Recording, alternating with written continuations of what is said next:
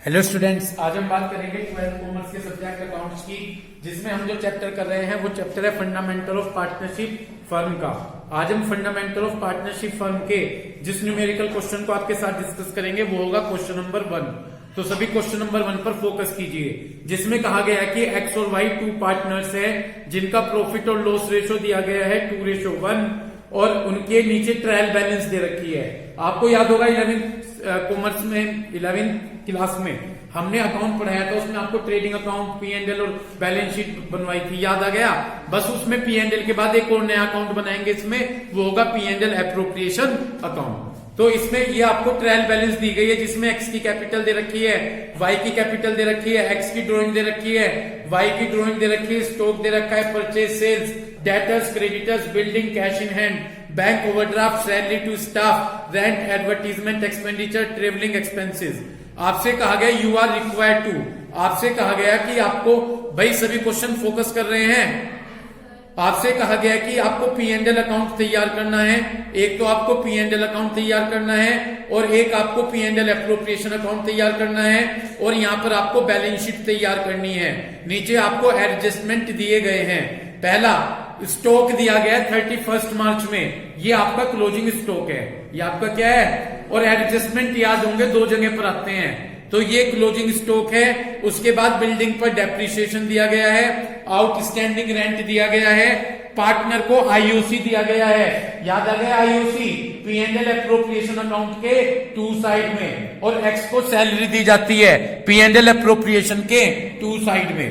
ठीक है जी, बस ये आपको क्वेश्चन दिया है, आपको यहाँ पर 4 अकाउंट बनाने हैं। एक तो ट्रेडिंग और P&L बनाना है, और एक आपको P&L एप्रोप्रिएशन बनाना है, और एक आपको यहाँ पर बैलेंस शीट बनानी है।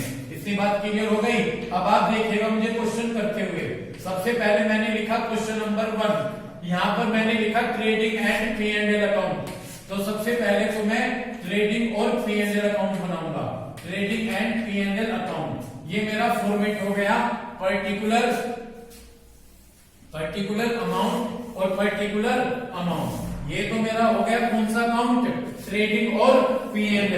यहां पर मैंने बनाया P&L एप्रोप्रिएशन अकाउंट। ठीक है जी, ये मेरा हो गया P&L appropriation account, particular amount और पर्टिकुलर अमाउंट। ठीक जी, ये मेरा P&L एप्रोप्रिएशन हो गया। और यहां पर मैंने बैलेंस शीट लिख ली, बैलेंस शीट, ये मैंने बैलेंस शीट का फॉर्मेट बना लिया, लायबिलिटीज अमाउंट, असेट्स अमाउंट। इसी तरह से होगा 11th में बस ये लिखा P&L एप्रोप्रिएशन, ये मैंने एक्स्ट्रा बनाया है। ओके, स्टार्ट कीजिए क्वेश्चन। सबसे पहले आपको एक्स की कैपिटल, वाई की कैपिटल दे रखी है, दोनों की कैपिटल लायबिलिटीज में आएंगी। फिर आपको ड्रॉइंग्स दे रखी हैं, दोनों ड्रॉइंग्स लायबिलिटीज में आएंगी। इनको मैं बाद में लिखूंगा, समझ गए, क्योंकि यहां पर एडजस्टमेंट होगा। उसके बाद स्टॉक दिया गया है क्या स्टॉक, ये ओपनिंग स्टॉक है क्योंकि 1 अप्रैल में दे रखा है। ओपनिंग स्टॉक ट्रेडिंग अकाउंट के डेबिट साइड में आता है, तो यहां पर मैंने सबसे ऊपर लिख लिया टू ओपनिंग स्टॉक। इतनी बात क्लियर हो गई। यहां पर मैंने सबसे ऊपर लिख लिया टू ओपनिंग स्टॉक। कितना बताया गया ओपनिंग स्टॉक, ओपनिंग स्टॉक बताया गया है कि 45,200 रुपीज। यहां तक बात आपके समझ में आ गई। इसके बाद देखो क्या दिया गया है, परचेस और सेल्स। परचेस और सेल्स के लिए एक कंसेप्ट और देख लेते हैं कि कहीं क्वेश्चन में परचेस रिटर्न और सेल्स रिटर्न तो नहीं दिया गया है। यदि है तो माइनस कर लेंगे, परचेस में से भी सेल्स में भी। यदि आप क्वेश्चन चेक करें तो क्वेश्चन में कोई परचेस और सेल्स रिटर्न नहीं है, ओनली परचेस और सेल्स है। परचेस ट्रेडिंग में डेबिट साइड में आती है और सेल्स ट्रेडिंग अकाउंट के क्रेडिट साइड में आती है। तो यहां पर मैंने लिख लिया टू परचेस। क्या लिख लिया, यहां पर मैंने लिख लिया टू परचेस। कितनी दी गई है परचेस, परचेस दी गई है 8,68,000। पहली बात तो एक चीज बता दूं, परचेस का बैलेंस हमेशा डेबिट होता है, और अगर ये भी नहीं पता तो यहाँ पे जो पहली हो वो पहले कॉलम में मिलेगी अमाउंट, जो बाद में हो वो बाद वाले कॉलम में मिलेगी। क्योंकि परचेस पहले है तो परचेस की पहली वाली अमाउंट 8,68,000 लिख दिया। सेल्स किधर लिख दूं, सेल्स लिख देता हूं क्रेडिट साइड में। तो यहां पर मैंने लिख दिया बाय सेल्स। बाद वाली अमाउंट सेल्स की है 12 लाख 5000। यहां तक आपके क्लियर हो गई बात। इतना करने के बाद अब आप नेक्स्ट फोकस कीजिए।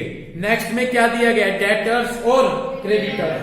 देखिए पहले बात सुनिएगा, डेटर्स हमारे लिए असेट्स है और क्रेडिटर्स हमारे लिए लाइबिलिटीज है। तो असेट्स और लाइबिलिटीज में लिख देता हूं। सबसे पहले डेटर्स दिए गए, डेटर्स मेरे लिए असेट्स है, तो असेट्स में जाकर मैंने डेटर्स लिख लिए। कितने डेटर्स है यहाँ पर, वही अप्लाई कीजिए। मुझे सुने, डेटर्स असेट्स है, असेट्स को डेबिट करते हैं। अगर आपको ये भी नहीं पता तो पहले वाली अमाउंट, पहले वाले कॉलम में पहले डेटर्स है, तो डेटर्स की कितनी अमाउंट, 1,52,000।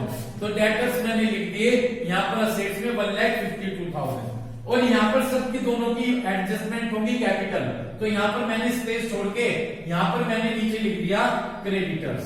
कितने हैं भाई क्रेडिटर्स, 48। अच्छा समझ में आ रही है यहां तक बात, ठीक है जी। बस यहां से मैं उनके रेस्पेक्टिव प्लेस पर उनको लिख रहा हूं। नेक्स्ट उसके बाद है जी बिल्डिंग, मिल गई बिल्डिंग। बिल्डिंग हमारे लिए असेट्स होती है, और यदि आप नीचे एडजस्टमेंट में देखें, सेकंड एडजस्टमेंट बिल्डिंग पर डेप्रिसिएशन दिया गया है, डेप्रिसिएशन। बिल्डिंग कहां लिख दूं मैं, असेट्स में। तो मैंने यहां पर असेट्स में बिल्डिंग लिख दी।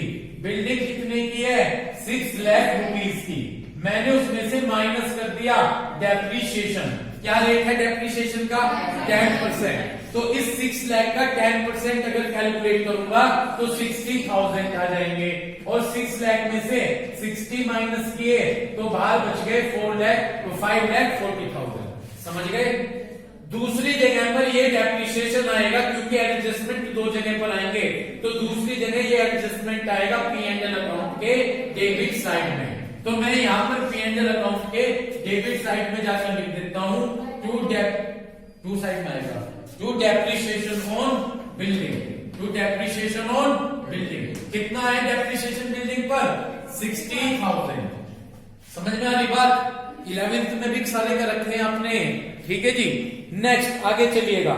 उसके बाद बिल्डिंग हो गई, उसके बाद क्या दिया गया है, cash in hand. Cash in hand हमारे लिए असेट्स होती है, तो मैंने असेट्स में जाकर यहां पर लिख दिया कैश इन हैंड। ओके, कितना है cash in hand, cash in hand है जी हमारा 5,900 रुपीज। यहां तक कोई दिक्कत। इसके बाद कैश इन हैंड के बाद क्या दिया गया है, बैंक ओवरड्राफ्ट। बैंक ओवरड्राफ्ट हमारे लिए लाइबिलिटीज है। क्या है हमारे लिए, लाइबिलिटीज। तो लाइबिलिटीज में जाकर मैंने यहां पर लिख दिया बैंक ओवरड्राफ्ट, ठीक है जी। यहां पर क्या लिख दिया, बैंक ओवरड्राफ्ट। कितना है बैंक ओवरड्राफ्ट, जितना है बस वो हमने फीड कर दिया। यहाँ पर बैंक ओवरड्राफ्ट है 27,500 रुपीज। क्लियर भाई। इसके बाद बैंक ओवरड्राफ्ट के बाद सैलरी टू स्टाफ। 1 मिनट याद करो, P&L एप्रोप्रिएशन सबके याद होगा फॉर्मेट। डेबिट में 4 चीज हमें, पार्टनर की सैलरी, पार्टनर का कमीशन, IOC और रिजर्व। ये है स्टाफ की सैलरी, पार्टनर की नहीं है। किसकी है, स्टाफ की सैलरी है, तो P&L अकाउंट में आएगी। केवल यदि जो पार्टनर की सैलरी होगी वो P&L एप्रोप्रिएशन में आती है। स्टाफ की सैलरी कहां पर आएगी, समझ गए क्या बात। यहां पर कौन सी सैलरी आएगी, पार्टनर। तो स्टाफ की सैलरी मैं यहां पर लिख देता हूं, ठीक है ना। तो 2 salaries to staff, 2 salaries to staff. कितनी दी गई है सैलरी स्टाफ की, 74,700 रुपीज। ओके आगे चले। नेक्स्ट है जी रेंट। रेंट के लिए तो ऑटोमेटिक आपको बता रखा 3 चीज, interest on loan, manager commission और रेंट। यदि आए तो P&L में लिखते हैं। तो ये रेंट हमारे लिए एक्सपेंसेस है, तो यहाँ पर हमने P&L के डेबिट साइड में लिख दिया। कितना रेंट है, 26। इसके लिए एडजस्टमेंट है, यदि आप एडजस्टमेंट चेक करें, 1 मिनट, रेंट है 26,400, अंदर लिख लिया। नीचे जाकर थर्ड एडजस्टमेंट चेक करें, प्रोवाइड आउटस्टैंडिंग रेंट। याद आ गया, आउटस्टैंडिंग रेंट का मतलब है जो रेंट देना बाकी है। यदि आउटस्टैंडिंग देना बाकी है तो सुनिएगा, यहां पर रेंट में आउटस्टैंडिंग रेंट ऐड कर देंगे, और दूसरी जगह ये हमारे लिए लाइबिलिटीज है, जाकर लाइबिलिटीज में शो कर देंगे। समझ गए? तो पर्टिकुलर खर्चे में ऐड कर देंगे और दूसरी जगह हमारे लिए लायबिलिटीज है, लायबिलिटीज में लिख देंगे। तो रेंट समझ गए, प्लस कर दूं क्या इसमें? आउटस्टैंडिंग रेंट कितना है भाई? Outstanding rent 2400। तो हमने यहाँ प्लस कर दिया, ये आ गया 28,800 रुपीज। यहाँ तक कोई दिक्कत? दूसरी जगह ये हमारे लिए लायबिलिटीज है, तो लायबिलिटीज में जाकर यहाँ पर मैंने लिख दिया outstanding rent 2400 rupees. Clear? Clear है क्या भाई? नेक्स्ट ऊपर आ जाइए। रेंट के बाद ऊपर क्या है? Advertisement expenditure. एडवर्टीजमेंट एक्सपेंडिचर और नेक्स्ट है ट्रेवलिंग एक्सपेंसेस। दोनों ही P&L से रिलेटेड एक्सपेंसेस हैं। तो मैंने यहां पर लिख दिया टू एडवर्टीजमेंट एक्सपेंडिचर। कितना है एडवर्टीजमेंट एक्सपेंडिचर? 5,000 रुपीज। उसके बाद टू ट्रेवलिंग एक्सपेंसेस। ये कितना है ट्रेवलिंग एक्सपेंसेस? ये है 31,300 रुपीज। हो गए सारे पॉइंट यहां तक। नीचे एडजस्टमेंट में आ जाइए। देखिए पहला एडजस्टमेंट है क्लोजिंग स्टॉक। क्लोजिंग स्टॉक यदि एडजस्टमेंट में दो जगह पर आता है, ट्रेडिंग अकाउंट के क्रेडिट साइड में और असेट्स में। ठीक है जी, लिख दो इसे दोनों जगह पर। तो यहां पर मैंने लिख दिया बाय क्लोजिंग स्टॉक। ओके, यहां पर मैंने लिख दिया बाय क्लोजिंग स्टॉक। कितना है क्लोजिंग स्टॉक? 64,000। एक तो यहां पर आएगा, दूसरी जगह पर ये असेट्स में आता है, तो असेट्स में जाकर यहां पर लिख दिया मैंने क्लोजिंग स्टॉक 64,000 रुपीज। नेक्स्ट दूसरा एडजस्टमेंट बिल्डिंग पर डेप्रिसिएशन हो गया, कर दिया। उसके बाद आउटस्टैंडिंग रेंट राहुल कर दिया, नहीं कर दिया? आउटस्टैंडिंग हो गया, छोड़ दीजिए। उसके बाद चौथा एडजस्टमेंट है आईओसी। कहां लिखूं आईओसी? पेएबल एप्रोप्रिएशन के यहां पर। तो हमने यहां पर लिखा टू आईओसी। क्लियर? कौन पार्टनर है? एक्स और वाई। दोनों की कैपिटल चेक करें और दोनों पर ये आईओसी जितना भी दिया गया है 5%। यदि एक्स की कैपिटल देखें, एक्स की कैपिटल 320 है क्या? सबसे ऊपर है। इस 320 का 5%, जब इस 3,20,000 का 5% निकालेंगे तो 16,000 आ जाएगा। कितना आ जाएगा? समझ गए? उसके बाद वाई की कैपिटल ऊपर ही जाकर देखे कितनी है? 2,40,000। इस 2,40,000 का कितने परसेंट? 5। तो ये 12 कितना जाएगा? 12,000। ठीक है जी, 320 का 5, 16, ये 12, टोटल हो गए कितने? 28,000 रुपीज। यहां तक कोई दिक्कत? दूसरी जगह ही यहां पर आएगा, अभी एडजस्ट करूंगा। ठीक है क्या? उसके बाद आगे चले। एक्स को कितनी सैलरी दी जाती है? 48,000 पर एनम। सैलरी हमेशा ईयरली लेते हैं क्या? और ईयरली दी गई है। कहां की है पार्टनर की सैलरी? To side. तो हमने यहां पर लिखा क्या? 2x salary. कितनी? 48,000 लिख दिया। 48,000। कोई दिक्कत? आगे चलिए। इसके बाद हो गए सारे पॉइंट्स।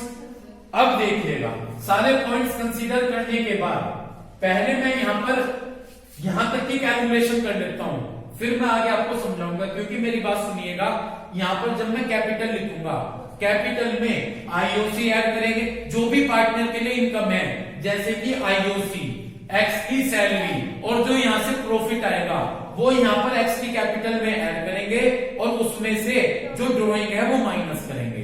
तो पहले मैं यहां तक का प्रॉफिट कैलकुलेट कर लेता हूं। इतनी बात क्लियर हो गई?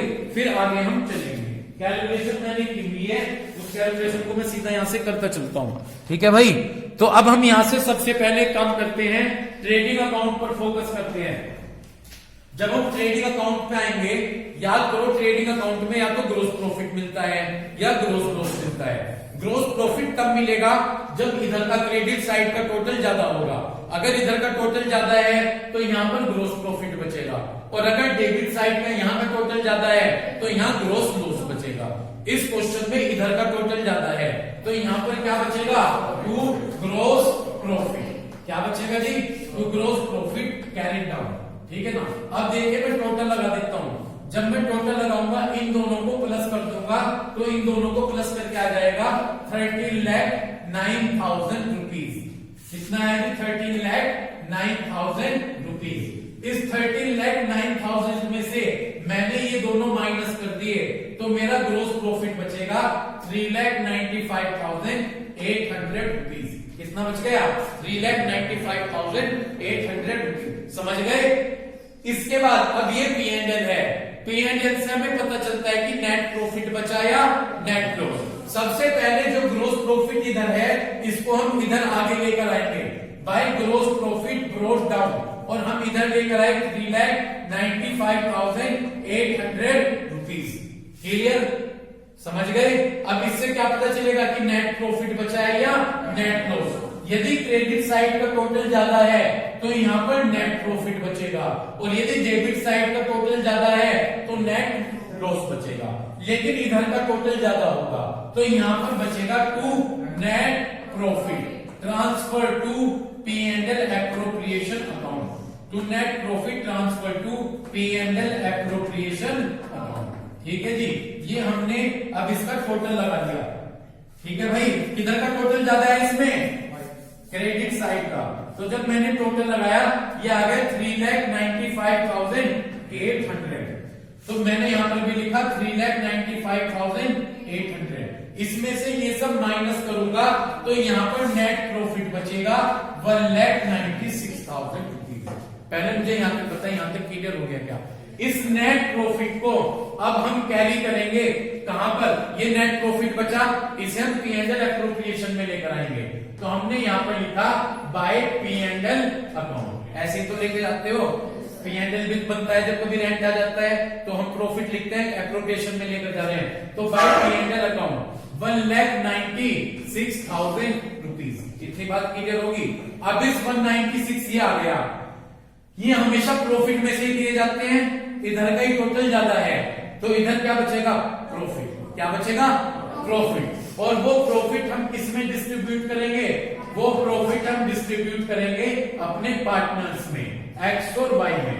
यदि आप टोटल करें तो इधर का टोटल 1,96,000 ज्यादा है तो इधर भी 1,96,000 लिख लिया। इस 196 में से ये 76 है दोनों का टोटल। 196 में से 76 गए तो 1,20,000 बचेंगे। कितने बचेंगे? समझ गए? इस 120 को जो प्रॉफिट लॉस रेशियो दे रखा हो बुक में, राउरियन क्या है? 2:1। 2:1 में डिस्ट्रीब्यूट कर देंगे 80,000 और 40,000। क्लियर है भाई बात? ठीक। अब यहां तक क्लियर हो गया। अब हम अपनी बैलेंस शीट जो कवर रहती है बचती है उसे कवर कर लें। दोनों की कैपिटल देख के क्वेश्चन के स्टार्टिंग में एक्स की भी कैपिटल है और वाई की भी कैपिटल है। सबसे पहले मैंने एक्स की कैपिटल लिखी, यहां लिखा एक्स कैपिटल कितनी है? 320। इधर देखते चलिएगा, यहां से एक्स के लिए एक तो ये रही आईओसी, एक एक्स की सैलरी और एक प्रॉफिट। ये तीनों एक्स के लिए इनकम है तो तीनों को ऐड कर देता हूं, प्लस आईओसी। ठीक है ना? 16 है ना भाई? उसके बाद बाय नहीं sorry salary, x salary. X की कितनी सैलरी? 48। ओके। और प्रॉफिट कितना? 80। ये रहा प्रॉफिट। यहां से सब चीज लिया है, कोई दिक्कत है क्या? इनमें से माइनस कर देता हूं ड्रॉइंग्स। जाकर देखो इसकी कितनी है? कितनी? 40। तो यहां पर इसकी ड्रॉइंग्स है 40,000। इस तरह से ये एडजस्ट करके बाहर बच गया 4,24,000 रुपीज। समझ गए? कितना बचा? 4,24,000 रुपीज। समझ गए क्या? अब ऐसे वाई के लिए सबसे पहले वाई की कैपिटल कितनी है? 2,40,000 प्लस वाई का आईओसी कितना? 12 प्लस सैलरी तो है नहीं वाई की, प्लस प्रॉफिट 40,000 माइनस ड्रॉइंग्स कितनी? वाई की ड्रॉइंग्स 32,000। इस तरह से बाहर ये बचे करके कैलकुलेशन 2,60,000। कितना बचा? 2,60,000 रुपीज। बस जी, उम्मीद है कैलकुलेशन क्लियर होगी। अब बस क्या करते हैं इनका टोटल। बैलेंस शीट का दोनों तरफ का टोटल कैसा आना चाहिए, दोनों तरफ का टोटल इक्वल आना चाहिए। तो जब हम टोटल लगाएंगे तो ये टोटल आ जाएगा 7,61,900, 7,61,900 रुपीज। समझ गए भाई? तो ये था आपका क्वेश्चन नंबर 1 जो मैंने छुड़वाया हुआ था कंप्लीट। इसके बाद अपने उसी वहीं पर आ जाए जहां पर हम थे क्वेश्चन पे, जहां पर हम क्वेश्चन पे आ रहे थे वहीं पर फोकस कीजिएगा। आगे क्वेश्चन पर, क्वेश्चन नंबर पहले 75 पर आ जाए, ठीक है ना जी? कौन से क्वेश्चन पर आ गए? 75 जी।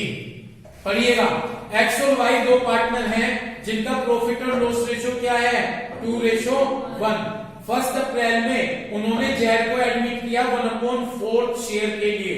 पहली बात, जैसे एडमिशन वाले चैप्टर में पहला मेथड लगा के न्यू रेशो निकल लो थे, उसी तरह से यहाँ पे रेशो निकल लो, क्योंकि यहाँ पे एक्स वाई का रेशो 2:1 है, लेकिन यहाँ पे जेड का शेयर दे दिया 1/4। यूं देखो, एक्स वाई जेड का रेशो दे रखा है तीनों का, चेक करो एक्स वाई जेड का रेशो है क्या? है तो नहीं? तो सबसे पहले देखो यहाँ पे हम क्या करेंगे, एक्स वाई जेड का रेशो निकालेंगे। देखो करते हुए पहले, फिर समझाऊंगा क्योंकि टाइम भी कम बचा हुआ है, इतना ही होगा, ठीक है? एक्स वाई का रेशो देखो क्या है? 2:1। समझ गए? जेड का क्या शेयर है? याद आ गया होगा वो एडमिशन वाले केस, ठीक है ना? यहाँ पे ओल्ड पार्टनर का ओल्ड रेशो, न्यू पार्टनर का शेयर, वही पहला method, let assume total profit equal to 1। Let assume कर लिया हमने, let assume total profit equal to 1। Total profit 1 है, ये 1 सभी का है, एक्स का, वाई का और जेड का। उसके बाद हमने क्या किया? रिमेनिंग प्रॉफिट, इस 1 में से जेड का शेयर माइनस कर दूं तो ये बचेगा 3/4, और ये 3/4 बचा एक्स और वाई का, क्योंकि हमने एक तीनों का माना था, एक्स का, वाई का और जेड का। हमने रिमेनिंग प्रॉफिट एक में से जेड का शेयर माइनस कर लिया तो ये बचा 3/4 एक्स और वाई का। इसके बाद एक्स शेयर, एक्स का ओल्ड शेयर 2/3 मल्टीप्लाई 3/4 तो 6/12 आ गया, ठीक? उसके बाद वाई शेयर, वाई का ओल्ड शेयर 1/3 मल्टीप्लाई 3/4 तो 9/12 आ गया। इतनी बात, रुक जाओ, सॉरी 3/12, हाँ यहाँ पे 3 था, ठीक है? 3/12 आ गया। ओके, बस अब हम न्यू रेशो निकाल देंगे। न्यू रेशो निकलेगा किसके बीच में? X ratio Y ratio Z. X का है 6/12, वाई का है 3/12 और जेड का 1/4। यहां से हमने 12 एलसीएम ले लिया, 6, 3 और 3 से डिस्ट्रीब्यूट कर दो 2:1:1। तो यहाँ पे पहले ये काम करना आपको, जहां पे एक्स वाई जेड का रेशो आ गया क्या? 2:1:1, ठीक? अब ज्यादा टाइम नहीं बचा, इतना आप समझ लो क्वेश्चन में क्या है, फिर अगले उसमें कराऊंगा मैं। पढ़िएगा क्वेश्चन, एक्स वाई दो पार्टनर हैं, उनका रेशो है 2:1। 1 अप्रैल में उन्होंने किसको एडमिट किया? जेड को 1/4 शेयर के लिए। तो सबसे पहले तो इस तरह से हमने उनका क्या निकाल लिया? रेशो। इस रेशो को नोट कर लो, जब मैं अगली वीडियो में समझाऊंगा तो मुझे बता देना कि रेशो क्या है? 2:1:1। वैसे बुक में भी दिया गया नीचे, ठीक? आगे चलिए, Z is guaranteed A minimum profit of ₹1 lakh. Z को गारंटी दी गई कि आपका प्रॉफिट किसी भी साल में 1 लाख रुपीज से कम नहीं होगा। यदि कोई डेफिशिएंसी, यदि कोई कमी आती है जेड के शेयर में, तो उसे कौन पूरी करेगा? एक्स और वाई। किस रेशो में पूरी करेंगे? 3:2।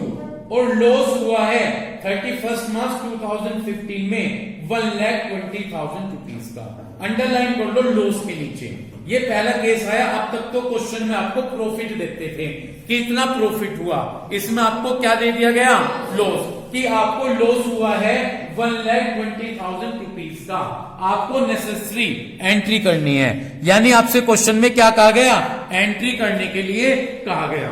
तो इस क्वेश्चन में क्या नई चीज आई? पहले तो न्यू रेशो निकाला और फिर दूसरी चीज बता दी लॉस। अब आपको लॉस के हिसाब से करना है। चलिए इसको नेक्स्ट वीडियो में मैं आपके साथ डिस्कस करूंगा। तो इस क्वेश्चन में, इस वीडियो में हमने क्वेश्चन नंबर 1 किया। तो उम्मीद करता हूं वीडियो देखकर आप इस कंसेप्ट को अच्छे से क्लियर करेंगे। Thank you.